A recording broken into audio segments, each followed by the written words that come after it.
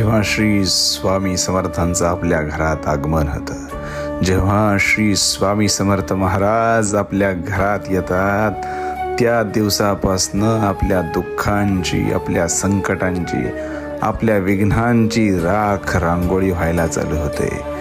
महाराज आपल्याकडं बघतात, महाराज आपल्याकडं दृष्टी टाकतात आणि सांगतात, तुझ्या मागं कोण नव्हतं, तुझ्या मागं कुणी नव्हतं, म्हणून तुझ्या घरात आलोय.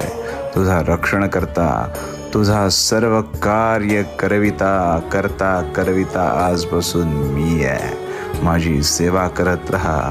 ह्या सेवेचं फळ तुला एक दिवस असं मिळेल की तुलाच उमगणार नाही की तू काय मिळवलंयस. सगळ्यांना मिळवण्यापेक्षा मला मिळव.